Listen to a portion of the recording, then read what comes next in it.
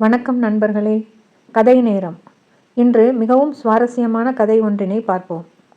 நச்சிகேதன் கதை.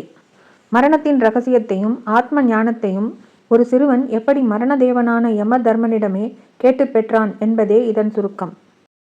கதையின் பின்னணி. வாஜஸ்ரவஸ் என்ற முனிவர் ஒரு பெரிய யாகம் செய்து தன்னிடம் இருந்த பசுக்களை தானம் அளித்தார். ஆனால் அவர் தானமாக வழங்கிய பசுக்கள் அனைத்தும் வயதானவை, பால் தராதவை. இதை கண்ட அவரது மகன் நச்சிகேதன், தந்தையே, பயனற்ற பொருட்களை தானம் செய்வது பாவம் அல்லவா? என்னையும் யாருக்காவது தானம் கொடுக்க எண்ணுகிறீர்களா?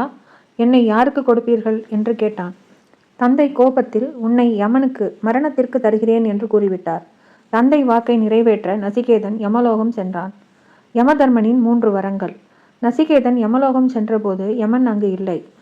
3 நாட்கள் உணவு நீர் இன்றி நச்சிகேதன் யமலோக வாசலில் காத்திருந்தான். திரும்பி வந்த யமதர்மன் ஒரு அந்தணச் சிறுவனை 3 நாட்கள் காத்திருக்க வைத்த பாவத்திற்கு ஈடாக 3 வரங்களை கேட்கச் சொன்னார். முதல் வரம், நான் பூலோகம் திரும்பும்போது என் தந்தை என் மீது கோபம் தணிந்து என்னை அன்புடன் ஏற்க வேண்டும் என்று கேட்டான். யமன் உடனே வரத்தை அருளினார்.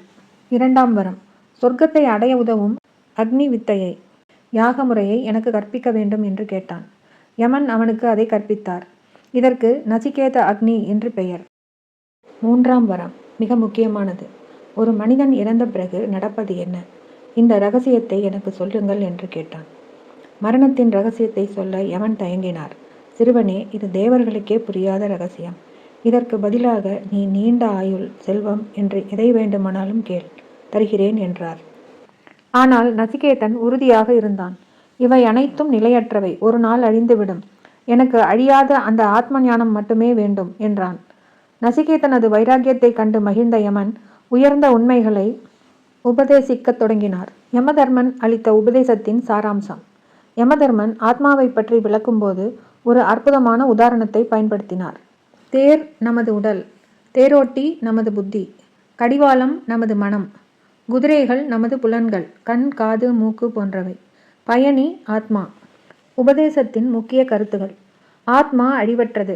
ஆத்மா பிறப்பதும் இல்லை, இறப்பதும் இல்லை. அது எவராலும் கொல்லப்பட முடியாது. ஸ்ரேயஸ் வர்சஸ் பிரேயஸ். உலகில் 2 பாதைகள் உள்ளன. ஒன்று ஸ்ரேயஸ், நன்மை தரும் ஆன்மீக பாதை. இன்னொன்று பிரேயஸ், இன்பம் தரும் உலகியல் பாதை. அறிஞர்கள் நன்மையை தேர்ந்தெடுப்பார்கள். ஓம், அந்த பரம்பொருளின் அடையாளம் ஓம் எனும் சொல்லாகும். இந்த உபதேசத்தை பெற்ற நச்சிகேதன் அறியாமையிலிருந்து விடுபட்டு பிரம்மஞானத்தை அடைந்தான். மீண்டும் அடுத்த கதையில் சந்திப்போம். நன்றி, வணக்கம்.